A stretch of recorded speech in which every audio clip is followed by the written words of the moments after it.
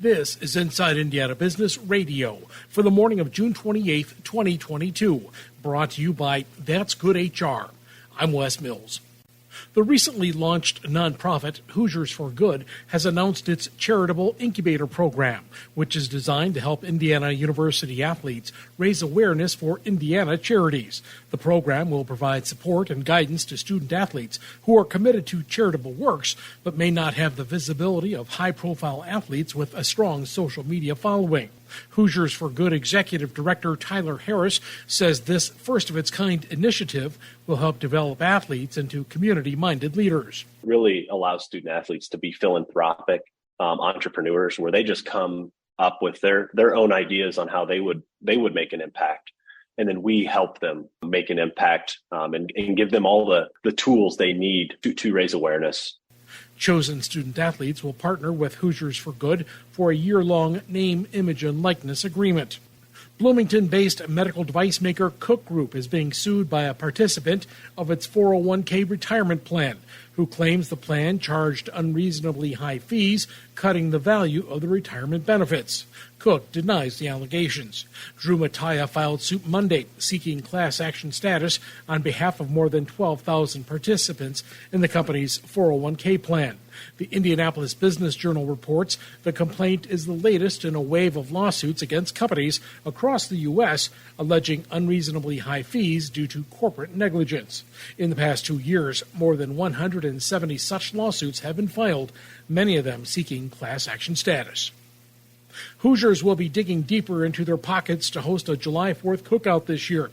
The Indiana Farm Bureau has released its annual Market Basket Survey that shows it will cost shoppers 13% more this year to serve a traditional meal, including burgers, chicken, sides, and a dessert. The average cost of a summer cookout for 10 people in Indiana is $64.32. While most items are more expensive than last year, Hoosiers are still paying 8% less than the national average, according to the Farm Bureau. Ice cream saw the biggest hike in the Hoosier state, up 54% from 2021. A half gallon goes for $4.49 compared to $2.92 last year. Chicken breast shot up 38%, now sitting on average at $8.77 for a 2-pound package. Inside Indiana Business Radio on Demand is brought to you by That's Good HR. With one call to That's Good HR, your hiring challenge is solved. It's that simple. That's Good HR is the secret ingredient to strategic staffing. Have an HR, accounting, administrative, or customer service position to fill? Trust That's Good HR to make a match that's good for everyone, whether temp to hire, or a direct hire placement. For 22 years, That's Good HR has been handpicking employees and employers through a highly personal and authentic approach that delivers long-term results. Visit that'sgoodhr.com. Remember, the match matters. This is Gary Dick. Each week, Inside Indiana Business Television brings you the people, places, and policies that shape the Indiana economy. Exclusive content you won't find anywhere else. Be connected with the full hour of Inside Indiana Business Sunday mornings at 10 on the IIB YouTube channel, or check local listings for the show in your area. A steel building manufacturer in North Carolina is expanding operations into the Midwest. North Edge Steel says it is investing $6 million to acquire the former All Steel Carports property in Yorktown, with plans to add up to 40 full-time jobs. North Edge acquired the 65,000-square-foot facility in May. The company says it will manufacture and sell carports and steel buildings for residential, commercial, industrial, and agricultural customers throughout the Midwest. Indianapolis-based nonprofit Recycle Force has been awarded $2 million from the U.S. Department of Labor.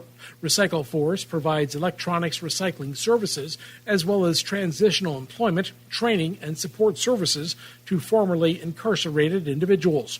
The department says the funding is part of its Growth Opportunities grant program, which provides paid work experience to youth living in high-crime and impoverished areas. The Indiana Chamber of Commerce is taking over management of the Indiana Talent Network. The network was previously coordinated by the Community Education Coalition in partnership with its Civic Lab. The network helps prepare individuals and businesses to compete in today's economy. This report is brought to you by That's Good HR, the secret ingredient to strategic staffing. Visit that'sgoodhr.com for more information. I'm Wes Mills, Inside Indiana Business, Radio on Demand.